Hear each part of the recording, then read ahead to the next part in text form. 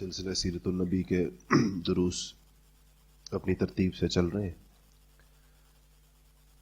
گزشتہ جمعے میں السابقون الاولون جو صحابہ ہیں رضوان اللہ تعالی علیہم اجمعین، ان کے بارے میں بات ہوئی تھی، اور اس وجہ سے ہوئی تھی کہ ایک تو یہ لفظ قرآن پاک کے اندر آیا، دوسرا یہ السابقون الاولون، دوسرا یہ کہ ان حضرات کو کچھ خصوصی مراتب حاصل ہوئے، جن میں سے سب سے بڑا مرتبہ یہ کہ ان کو دنیا کے اندر جنت کی بشارت ہوئی، جس کی وجہ سے ان کو عشرہ مبشرہ کہا جاتا ہے کہ وہ 10 لوگ جن کو دنیا میں جنت کی بشارت ہوئی ہے۔ دوسرا پھر تقریباً انہی حضرات میں سے یک کے بعد دیگرے رسول اللہ صلی اللہ علیہ وسلم کی جانشینی اور خلافت کے لیے ان کا انتخاب ہوا۔ وہ انتخاب سیدنا ابوبکر صدیق رضی اللہ تعالی عنہ کی حد تک تو ایسا ہوا کہ پہلا اسلام لانے والے بھی وہی اور پہلے خلیفہ بھی وہی۔ باقی حضرات میں سے جو خلافت کی ترتیب تھی وہ اسلام لانے کی ترتیب کے مطابق نہیں تھی، لیکن اگر آپ دیکھیں گے کہ یہ خلافت کا اہل جن لوگوں کو سمجھا گیا، 4 تو خلفاء بنے، خلفاء راشدین یک کے بعد دیگرے، مگر سیدنا عمر فاروق رضی اللہ تعالی عنہ نے جن 6 صحابہ کی کمیٹی بنائی تھی کہ میرے بعد ان میں سے کسی کو بھی خلیفہ چن لینا، وہ 6 کے 6 عشرہ مبشرہ میں اور ابتدا کے اندر اسلام لانے والوں میں سے تھے۔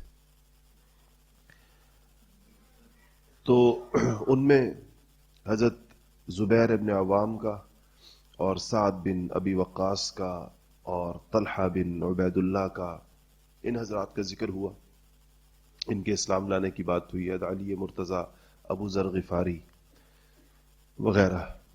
ایک اور صحابی ہیں جن کا نام نامی عبداللہ ابن مسعود رضی اللہ تعالی عنہ،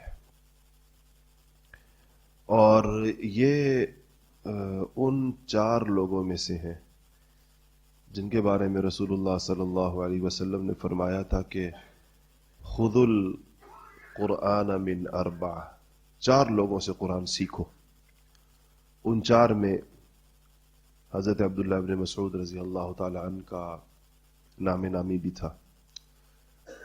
دوسرا اعزاز ان کا یہ تھا کہ یہ حضور اکرم صلی اللہ علیہ وسلم کے خادم خاص تھے۔ ان کو صاحب السواک والنعل بھی کہا جاتا ہے، سواک مسواک کو کہتے ہیں اور نعل جوتوں کو کہتے ہیں۔ تو آپ کے نالین شریفین اور آپ کی مسواک، اور یہ دونوں ایسی چیزیں ہیں کہ یہ کسی ایسے بندے کے پاس ہو سکتی ہیں جو ہر وقت ساتھ رہے، کیونکہ دونوں کی ضرورت کسی وقت بھی پڑ سکتی ہے، وضو کرنا ہو یا کہیں باہر نکلنا ہو مسجد سے، تو ظاہر ہے تو یہ ان کے پاس ہوا کرتے تھے۔ اور فقہاء اور مفسرین صحابہ میں سے ہیں، ان کی تفسیری اقوال بہت مشہور ہیں، اور بعض حضرات نے تفسیر ابن مسعود کے نام سے اس کو جمع بھی کیا، جیسے عبداللہ ابن عباس رضی اللہ تعالی عنہ کی تفسیر جو ہے وہ مشہور ہے، ایسے عبداللہ ابن مسعود رضی اللہ تعالی عنہ کی تفسیر بھی مشہور ہے۔ یہ اپنا اسلام لانے کا واقعہ یہ بتاتے ہیں کہ میں عقبہ بن ابی معیط، مشہور سردار ہے قریش کا، اور حضور اکرم صلی اللہ علیہ وسلم کو اس سے بہت زیادہ تکلیفیں پہنچی ہیں، وہ چند ایک لوگ جن سے سب سے زیادہ آپ کو تکلیف پہنچی ہے اور جنہوں نے سب سے زیادہ بدبختی اور شقاوت کا مظاہرہ کیا ہے، ان میں ابو لہب کے بعد اگر کوئی نام آ سکتا تو شاید اسی عقبہ بن ابی معیط کا ہے۔ یہ آپ کا پڑوسی بھی تھا، ساتھ والے گھر میں رہتا تھا۔ تو کہتے میں اس کی بکریاں چرا رہا تھا، یہ عبداللہ ابن مسعود رضی اللہ تعالیٰ عنہ فرماتے ہیں، تو کہتے ہیں کہ میں باہر تھا، مکہ سے باہر، بکریاں جیسے چرائی جاتی ہیں پہاڑوں پر، تو میرے پاس ایک دن رسول اللہ صلی اللہ علیہ وسلم اور ابوبکر صدیق رضی اللہ تعالیٰ عنہ وہاں سے گزرتے ہوئے میرے پاس آئے اور مجھ سے کہا کہ ہمیں دودھ پلاؤ. تو میں نے کہا کہ یہ بکریاں میری نہیں ہیں، میرے مالک کی، اور میں چراتا ہوں اس کے لیے، تو یہ امانت ہے میرے پاس، اس لیے میں ان سے دودھ نکال کر نہیں پلا سکتا. تو حضور اکرم صلی اللہ علیہ وسلم نے فرمایا کہ کوئی ایسی بکری ہے تمہارے پاس جس نے ابھی تک بچہ نہ جنا ہو، بلکہ وہ حاملہ ہی نہ ہوئی ہو، یعنی چھوٹی ہو؟ تو میں نے ایک بکری سامنے کر دی، تو آپ نے بسم اللہ پڑھ کر اس کے تھنوں پر ہاتھ پھیرا تو اس کے تھن دودھ سے بھر گئے. کہتے ہیں حضور اکرم صلی اللہ علیہ وسلم نے اور حضرت بکر نے اس سے دودھ نکالا اور خود بھی آپ نے نوش فرمایا، ابو بکر رضی اللہ تعالیٰ عنہ کو پلایا، مجھے بھی پلایا. اتنا دودھ اس بکری کے تھنوں سے نکلا. پھر آپ نے اس کے تھنوں پر ہاتھ رکھ کے فرمایا کہ اقلس، سکڑ جا. اور کہتے ہیں بکری دوبارہ ویسے ہو گئی جیسے کہ وہ پہلے سے تھی، جو اس کی پہلی والی حالت تھی. فرماتے ہیں میں اس معجزے کو دیکھ کر مسلمان ہوا. میں نے کہا یہ ضرور اللہ کے نبی ہیں اور اللہ جل شانہ نے ان کے اس پر وہ کیا. تو میں نے کہا کہ پھر جیسے میں مسلمان ہوا تو میں نے کہا کہ یا رسول اللہ علمنی، یا رسول اللہ مجھے کچھ سکھائیے. تو آپ صلی اللہ علیہ وسلم نے کہا کہ میرے سر کے اوپر ہاتھ پھیرا اور فرمایا کہ بارک اللہ فیک فإنک غلام معلم. آپ نے فرمایا کہ اللہ تیری عمر میں برکت دے، تو پڑھا ہوا ہے، تو سیکھا ہوا ہے. معلم کا مطلب ہوتا ہے جس کو پڑھا دیا گیا ہو، جس کو سکھا دیا گیا ہو. تو کہتے میں نے تو علم کی درخواست کی تو آپ نے کہا کہ تو پڑھا ہوا ہے اور تو سیکھا ہوا ہے. اس کے بعد یہ آپ صلی اللہ علیہ وسلم کی خالص ذاتی خدمت پر معمور ہوئے. فرماتے ہیں کہ یعنی حضور اکرم صلی اللہ علیہ وسلم جب کپڑے بدلا کرتے تھے تو یہی چادر تان کے کھڑے ہوا کرتے تھے، جوتے ان کے پاس ہوتے تھے، مسواک ان کے پاس ہوتی تھی، اور آپ صلی اللہ علیہ وسلم نے انہیں بھی جنتی خوشخبری سنائی تھی. تو یہ عبداللہ ابن مسعود تھے. ایک اور صحابی بڑے نوخیز، ایک بڑے قبیلے کے سردار کے بیٹے، وہ حضرت عمران نام ہے ان کا، عمران بن حسین. یہ حسین صاد سے ہے، ایک حسین ہوتا ہے سین سے، جو حضرت سیدنا حسین رضی اللہ تعالیٰ عنہ حضور کے نواسے ہیں جیسے ان کا نام، ایک حسین صاد سے ہے. تو یہ عمران ابن حسین ہے. یہ پہلے اسلام لے آئے تھے. ان کے والد صاحب یعنی جو عمران تھے وہ بڑے مکہ مکرمہ کے رؤساء میں سے تھے. خزاعہ جو قبیلہ تھا اس قبیلے سے ان کا تعلق تھا، بنو خزاعہ سے، جو حضرت اسماعیل علیہ السلام کا ننیال بھی تھا. تو یہ قریش کا ایک وفد ان کے پاس گیا اور ان سے کہا کہ آپ بڑے مدبر ہیں، سردار ہیں اور ذہین ہیں، آپ کی عزت کی جاتی ہے آپ کی، آپ جائیں حضور اکرم صلی اللہ علیہ وسلم کے پاس اور ان سے کہیں کہ اس بات کو چھوڑ دیں جو انہوں نے کی ہے، شروع کی ہے، اس سے مسائل پیدا ہو رہے. تو یہ گئے اس مجلس میں جہاں آپ صلی اللہ علیہ وسلم تشریف فرما تھے، اور اپنا ایک وفد بھی اپنی قوم کا ان کے ساتھ تھا. ان کو باہر بٹھایا، خود اندر کمرے میں تشریف لے گئے. تو جب آپ صلی اللہ علیہ وسلم کا معاملہ دیکھیے، جب یہ اندر تشریف لائے تو صحابہ بیٹھے ہوئے تھے سارے، چھوٹا کمرہ ہوگا، لوگ زیادہ ہوں گے. آپ نے فرمایا کہ اپنے سردار کے لیے جگہ کشادہ کر دو، جگہ بنا دو اس کے لیے. تو وہ آ کر آپ صلی اللہ علیہ وسلم کے پاس بیٹھ گئے. آپ جن لوگوں کو اللہ تعالیٰ نے دنیا میں کسی سرداری یا عزت سے نوازا تھا، آپ صلی اللہ علیہ وسلم ان کے مقام اور مرتبے کا لحاظ فرمایا کرتے تھے. یہ آپ کا طریقہ رہا ہمیشہ، اور یہ آپ کے اخلاق کا حصہ تھا. قبائل کے سردار آتے تھے یا بعض اس زمانے کے اعتبار سے جو لوگ بڑے سمجھے جاتے تھے، تو آپ صلی اللہ علیہ وسلم ان کو ان کی حیثیت کے موافق ان کے ساتھ برتاؤ فرمایا کرتے تھے. اور ہمیں بھی یہی کہا کہ انزل الناس حیث منا، یہ حدیث شریف کہ لوگوں کے ساتھ ان کی حیثیت کے موافق برتاؤ کرو. اللہ یہ جو دنیا کی عزتیں ہوتی ہیں بھی اللہ ہی کی دی ہوئی ہوتی ہیں، اس کا بھی لحاظ رکھا جاتا ہے. تو کہنے لگے کہ انہوں نے کہا کہ حسین نے کہا رسول اللہ صلی اللہ علیہ وسلم سے کہ میں نے سنا ہے قریش آپ سے بڑے نالاں ہیں، آپ ان کے خداؤں کا انکار کرتے ہیں اور آپ ان کے بتوں کو برا بھلا کہتے ہیں، کیا یہ بات درست؟ آپ نے فرمایا کہ حسین تم کتنے خداؤں کی عبادت کرتے ہو؟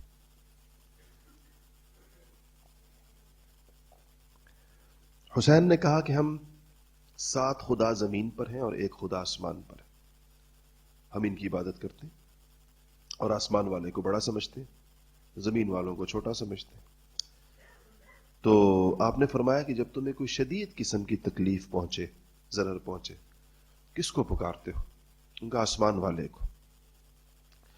آپ نے فرمایا کہ اگر تمہارا مال ہلاک ہو جائے، شدید قسم کی غربت آ جائے، پھر کس کو پکارتے ہو؟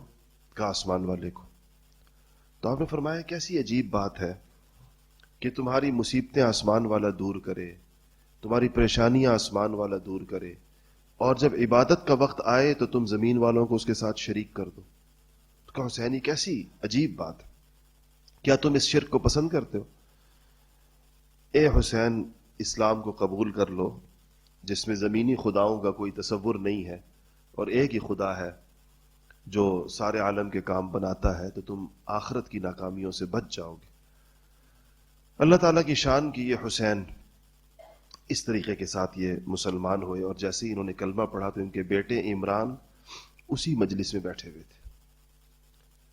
تو جب یہ انہوں نے پڑھا کہ اشہد ان لا الہ الا اللہ اشہد ان محمد رسول اللہ، تو عمران جو پہلے مسلمان ہو چکے تھے وہاں سے اٹھے ایک جوش کے اندر، اور جا کر اپنے والد کی پیشانی کو چوما، پھر ان کے ہاتھ چومے، پھر ان کے پاؤں چومے، اور اپنی خوشی کا اظہار کیا بہت زیادہ. حضور اکرم صلی اللہ علیہ وسلم اشک بار ہو گئے، آپ کی آنکھوں میں آنسو آ گئے، اور آپ نے کہا کہ مجھے عمران کا یہ طرز عمل بہت اچھا لگا کہ جب اس کا باپ مجلس کے اندر آیا تو اس نے بھی دوسروں کے ساتھ کھسک کر اس کے لیے جگہ بنائی اور خاموش بیٹھا رہا، اور جب اس کے باپ نے اسلام قبول کر لیا تو اس نے اپنی خوشی اور مسرت کا اظہار اس کے ہاتھ اور ماتھا اور پاؤں چوم کر کیا.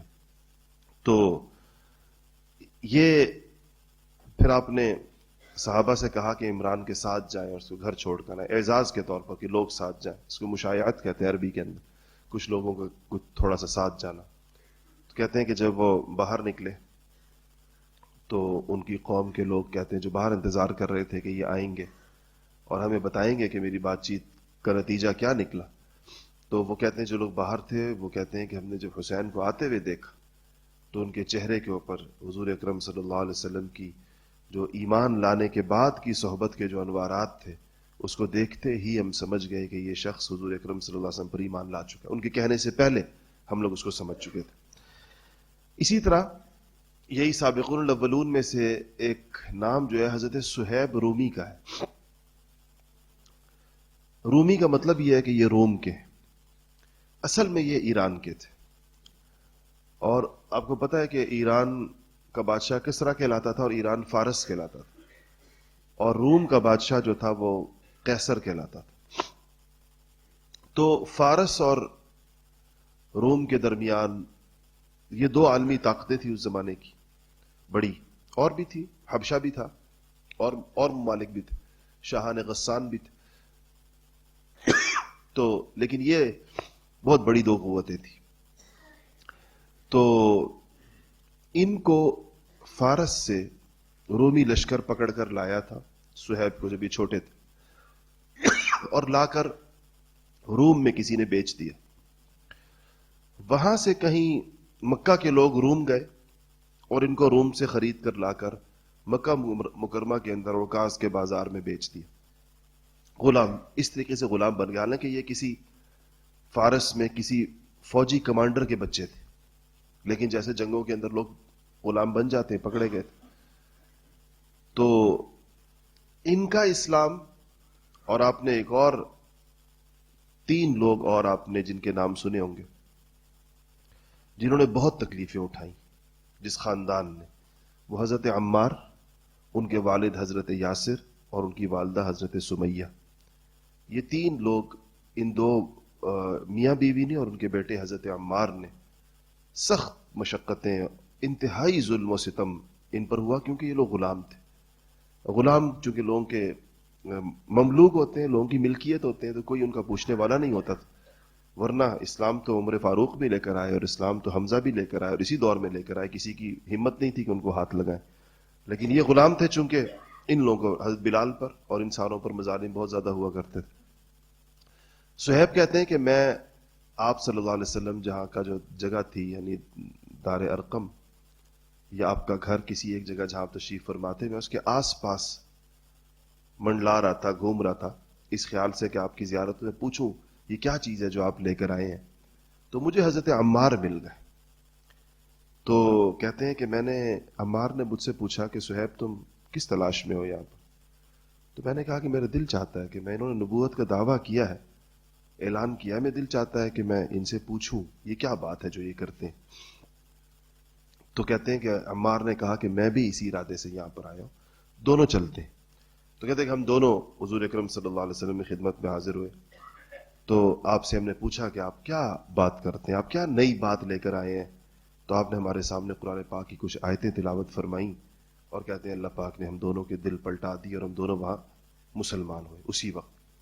اور پھر کہتے ہیں کہ عمار جب گھر گئے تو وہاں ان کے دن بھر ہمارا اس میں گزرا تھا. کہتے ہیں جب گھر گئے تو حضرت سمیہ نے، جو ان کی والدہ تھی، انہوں نے عمار سے پوچھا کہ تم دن بھر کہاں رہے؟ تو انہوں نے صاف صاف بتا دیا کہ ہم محمد صلی اللہ علیہ وسلم کے پاس گئے تھے، اور انہوں نے ہم پر اپنا دین پیش کیا اور ہم نے ان کا دین قبول کر لیا. تو اور پھر کہتے ہیں کہ جو آیتیں حضور نے ہمیں سنائی تھی وہ ہم نے اپنی والدہ کو سنائی اور اپنے والد کو سنائی. اسی وقت عمار کے والد یاسر بھی مسلمان ہو گئے اور حضرت سمیہ بھی مسلمان ہو گئی. تو یہ چار لوگ جو ہیں، حضرت صہیب رومی اور عمار ابن یاسر اور حضرت یاسر اور حضرت سمیہ، جن کو اسلام کی پہلی شہیدہ ہونے کا اعزاز حاصل ہے، حضرت سمیہ کو، ان کو یہ ایک ہی دن مسلمان ہوئے. ان کے ساتھ ان کے مظالم میں سے ایک یہ ہوتا تھا کہ ان کو آدھا آدھا زمین میں گاڑ دیا جاتا تھا سخت دھوپ کے اندر، اور مونڈوں تک یہ زمین میں اور اس میں مٹی میں بھر دیا جاتا تھا، اور اوپر جو گردن اور اوپر کا چہرہ بچ جاتا تھا اس کے اوپر یہ قریش کے سردار یہ کوڑے مارا کرتے تھے ان کو، جس میں انسان ہاتھ نہیں چلا سکتا، لہو لہان ہو جاتے تھے تینوں. آپ صلی اللہ علیہ وسلم گزرتے تھے وہاں سے، اور آپ حدیث میں جملہ آتا ہے کہ آپ فرمایا کرتے تھے کہ اصبروا یا آل یاسر، اے یاسر کی اولاد، اے یاسر کا خاندان، صبر کرو، اس تکلیف کے اوپر صبر کرو، اور ان کو آخرت کی کامیابیوں کی بشارت دیا کرتے تھے. یہ اور بھی بہت سارے ہیں، لیکن ظاہر ہے کہ سب کا تذکرہ ممکن نہیں ہے. یہ وہ حضرات ہیں جو ابتدا کے اندر مسلمان ہوئے ہیں. دو اور حضرات کا اسلام ہے جس کی تاریخ کے بارے میں، یعنی اس کے سن کے بارے میں سیرت نگاروں کے دو بڑے گروہ.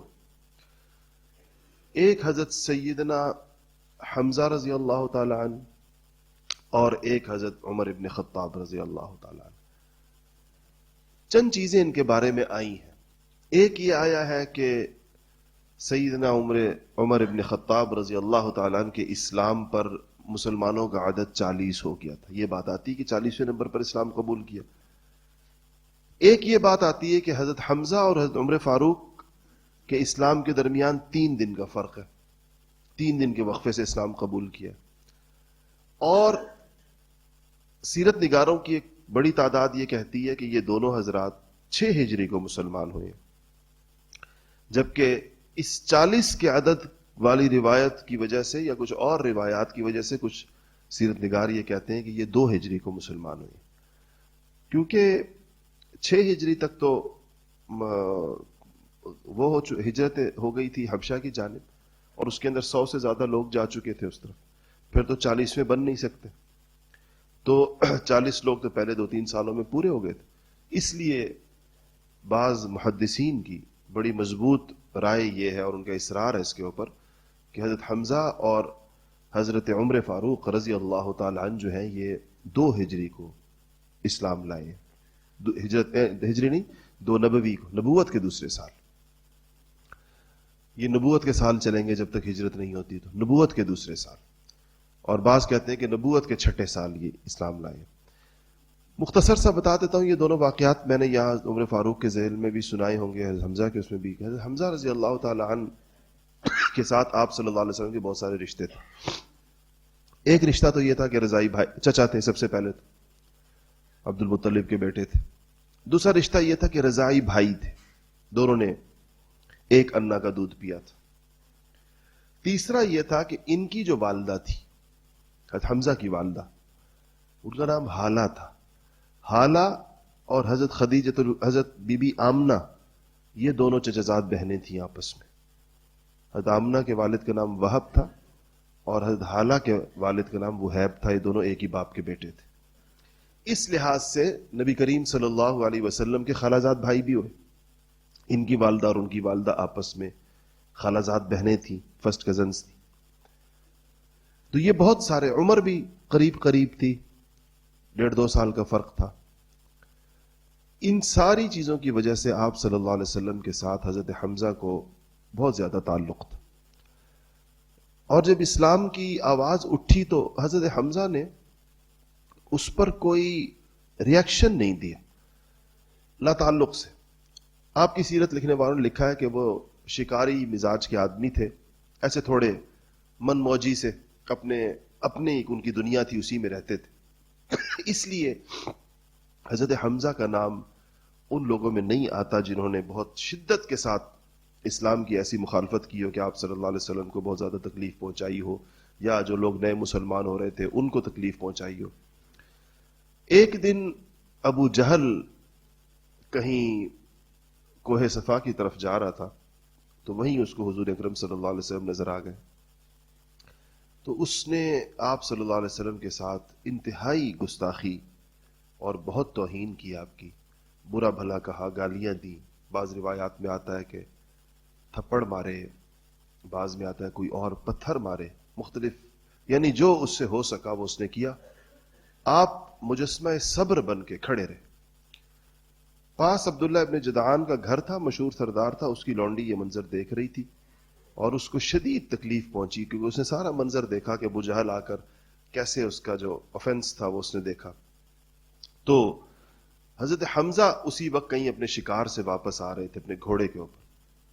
تو اس عبداللہ ابن جدعان کی لونڈی نے حضرت حمزہ کی جا کے اس کا باغ پکڑ لی، اونٹ گھوڑے کی، اور کہا کہ تم شکار میں مشغول ہو اور تمہارے بھتیجے کی آج ابو جہل نے اس کے ساتھ ایسا توہین آمیز سلوک کیا اور اتنی بدتمیزی کی، اور یہ کچھ کہا.